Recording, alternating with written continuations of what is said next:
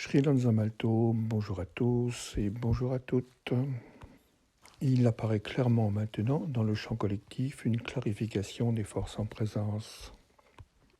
Il devient évident pour de plus en plus de personnes que le traitement de la crise sanitaire n'a plus rien à voir avec la réalité virale et que l'ensemble des mesures liberticides et économiquement destructrices qui sont prises visent un autre but que le simple soin des êtres.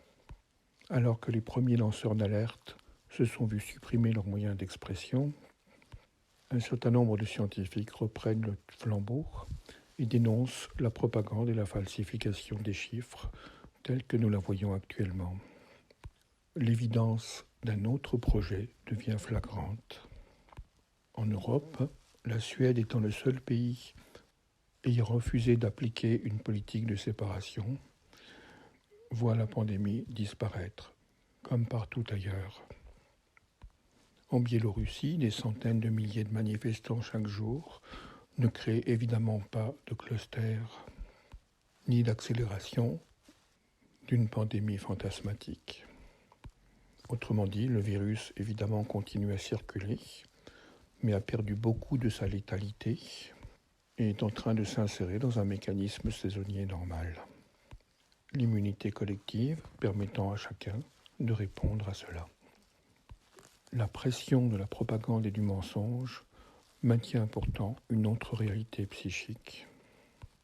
Car les forces enténébrantes, après avoir installé une séparation au niveau physique, à travers les gestes barrières, le masque, etc., tentent depuis quelques semaines de fractionner les consciences et les psychés. Et ceci à plusieurs niveaux. Tout d'abord, nourrir la peur en assénant chaque jour des chiffres falsifiés ou en amplifiant dramatiquement une agression en faisant remonter le spectre du terrorisme, continue à abîmer les capacités cognitives. Ensuite, maintenir une pression obligative d'obéissance sous peine d'amende nourrit la pathologie de l'obéissance de l'être humain qui n'arrive plus à retrouver son intégrité. Mais surtout depuis quelques semaines, depuis les champs subtils, se déversent des forces qui visent à fractionner la conscience, faisant perdre à beaucoup la capacité d'être un acteur dans le monde, un acteur social, visant à rassembler les humains de façon à améliorer le champ collectif et à développer l'intelligence collective, un acteur culturel à part entière, participant ainsi au déploiement d'une vision du futur plus paisible et plus belle, un acteur spirituel permettant à la conscience spirituelle de s'incarner et de se déployer pour être le cœur et le centre de la nouvelle Terre, un acteur économique pouvant réorienter les forces dévorantes de la mondialisation vers des modes de production et de partage plus justes, plus équilibrés et plus humains. L'action dans l'invisible de ces forces qui brisent, qui séparent au sein même de la psyché, dissolvant dans la conscience même tous les élans d'unification avec d'autres êtres qui auraient permis ou qui permettraient la création de vortex d'énergie collective, rendant possible un autre monde que celui des complexes pharmaceutiques, industriels et militaires à grande échelle, se voit pulvérisée.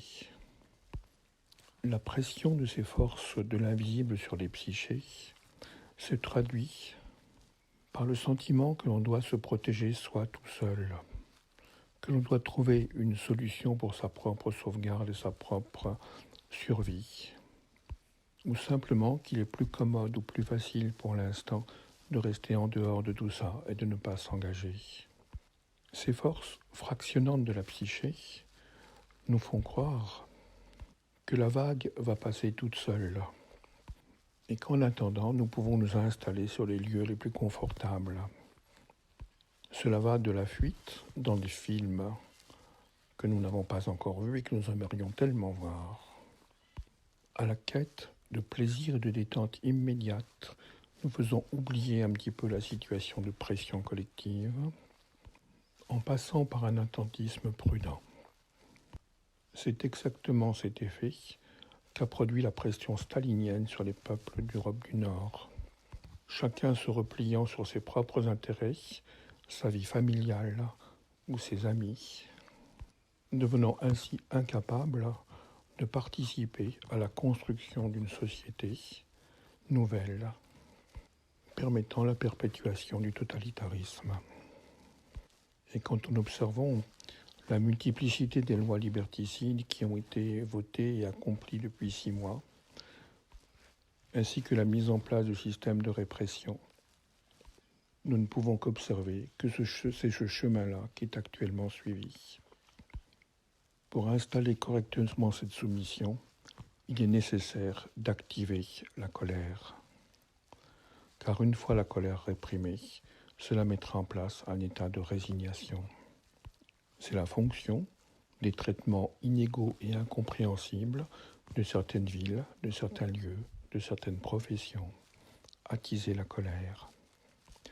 Pourtant, nous percevons également, en sous-jacence, l'éveil de plein de forces, de plein d'êtres, qui continuent à tisser une couronne de lumière autour de la Terre à travers des pratiques, à travers des concentrations, à travers des méditations, contribuant ainsi à nourrir l'éveil collectif.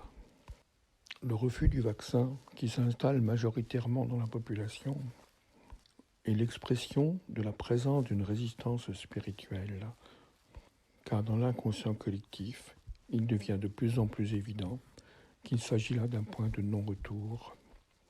L'enjeu est donc fondamentalement dans une question de posture intérieure. Est-ce que nous laissons les forces extérieures de propagande et de mensonges abîmer nos capacités cognitives, amplifier le négatif dans notre corps émotionnel, pour finalement générer des états d'épuisement? Ou est-ce que nous arrivons à rester centrés au sein de notre intégrité, infiniment reliés aux lois ontologiques, restant fermement calés dans la joie de la présence et rendus ainsi absolument non fractionnables par les forces actuelles? Le rappel incessant à la verticalité, à la présence, à l'intégrité et à la puissance de son propre pouvoir est plus que jamais nécessaire. Il est bien évidemment possible d'utiliser la pression extérieure pour commencer ou continuer à installer cette verticalité de la présence. C'était Sri Lanza Malto.